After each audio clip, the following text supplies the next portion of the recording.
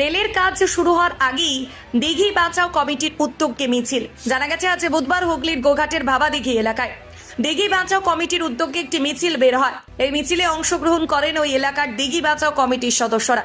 এ বিষয়ে তারা কি বলছেন বিস্তারিত শুনুন। দিঘি বলছে জলাশয় বুঝানো চলবে না, বুঝিয়ে অন্য কোন পরিবেশ না নষ্ট করে রেলপথ করার দাবি জানাচ্ছি। আমরা আন্দোলন করছি যে আমরা বিভিন্ন সংবাদ মাধ্যম সূত্রে ভাবছি যে শুনতে পাচ্ছি যে জোর করে ওরা রেল প্রশাসন বা রাজ্য সরকার মানে মিথ্যা কথা বলে জোর করে ভাবাদিঘি দখল নিতে চাইছে। আমাদের বক্তব্য হচ্ছে আদালতে কেস পেন্ডিং থাকা সত্ত্বেও ডিএম ম্যাডাম বলে কি করে যে ভাবাদিঘির কোনো কেস নেই, এক নম্বর। দ্বিতীয় নম্বর হচ্ছে উইদাউট এনজিডির পারমিশনে একটা 18 বা 52 বিঘে জলাশয় দখল হয় কিভাবে, আমরা রেল প্রশাসনের কাছে জানতে চাই। রেল প্রশাসনের কাছে আমরা চিঠি দিয়েছিলাম, সেখানে রেল প্রশাসন আমাদেরকে বলেছে যে ভাবাদিঘিতে একটা ছোট্ট পুকুর, এখানে আবার কি এনজিডির পারমিশন লাগবে। একটা মানে তাজ্জব ব্যাপার। আমরা কোন দেশে বাস করছি যেখানে 52 বিঘে জলাশয় হাতে গোনা কটা আছে আমাদেরকে দেখিয়ে দিক। সেখানে আমাদেরকে চিঠির উত্তরে বলা হচ্ছে যে ছোট পুকুর, এটার জন্য আবার এনজিডির পারমিশন লাগে কিনা।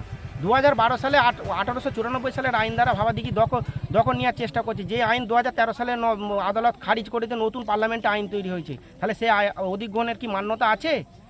জোর করে দিঘি দখল আমরা মানছি না আর মানব না। আমরাও চাই রেলপথটা হোক, ভাবাদিঘি বাঁচুক, পরিবেশ বাঁচুক এবং রেলপথ হোক। দিঘি বাঁচিয়ে প্রস্তাবিত যে নকশা ছিল সে নকশা দিয়ে রেলপথ হোক, আমাদের কোনো দাবি নেই। বাঁকিয়ে কার্ভ করে দিঘির মাঝে এভাবে ফেলা হয়েছে, আমরা তার জানাতে চাইছি প্রশাসনের কাছে কি কারণে, কাদের স্বার্থে এভাবে করা হলো।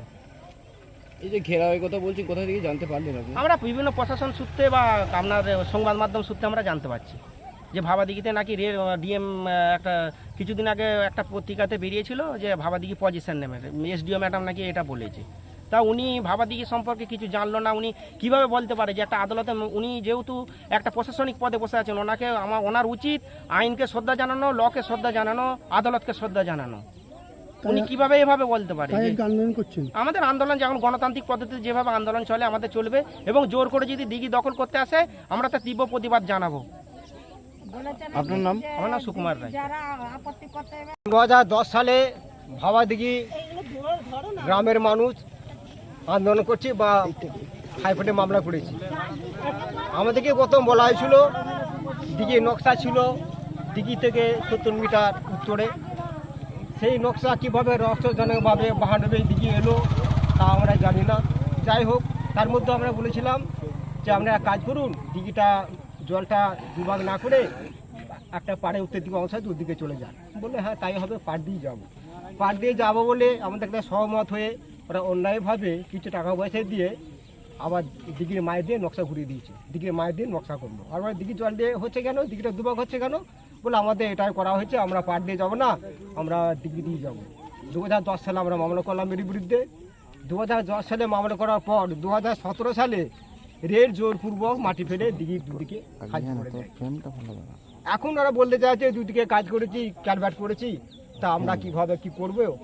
আমরা বললাম দেখুন 2010 সালে আমরা মামলা করেছি, 2017 সালে কে দিঘি পাড় পর্যন্ত মাটি ফেলতে বলেছিল, আর আলাদা বলেছে না ভাবাদিঘি মানেই বলেছে। এই উত্তর এখন দিতে পারেনি। এখন আর এখন ভাবতে দেখাচ্ছে, ভূমিকে দেখাচ্ছে। বিডিও অফিসে যান, এইট অফিসে যান, ডিএম অফিসে যান, সেখানে দেখা আছে জল ধরো, জল ভরো, জলাশয় রক্ষা করো।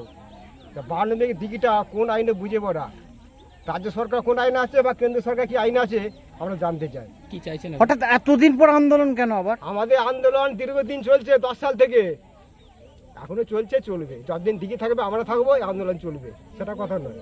কিন্তু কোন আইনে দিঘি দখল করবে সেটা আমরা জানতে চাই। আপনার নাম? ধনী লোকের জমি বাঁধানোর স্বার্থে গরিব মানুষের 52 দিঘিটাকে নষ্ট করা হবে, এটা কোন ধরনের কোন আইন সংবিধানে লেখা আছে? রেলকে জানতে চাই, রাজ্যের কাছে জানতে চাই আমরা, এটা কার স্বার্থে হচ্ছে, কাদের চাষে জমি বাঁধার জন্য 52 দিঘি ধ্বংস করা হচ্ছে।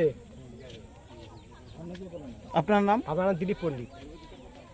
মালতী মাতা হাইস্কিং মিল আপনাদের জন্য নিয়ে এসেছে সম্পূর্ণ ঘরোয়া পদ্ধতিতে চাতালে শুকিয়ে তৈরি কৃষ্ণভোগ মিনিকেট, ডহর, বাঁশকাঠি, মহারাজা জিরাকাঠি ও দুধেশ্বরীর মতো উন্নত কোয়ালিটির চাল। মালতী মাতা হাইস্কিং মিলে প্রোপাইটার পবন নন্দী ও জীবন নন্দী। ঠিকানা সুপারা, চাদুর, আরামবাগ, হুগলি। যোগাযোগ নম্বর 7432074210 অথবা 8972452835।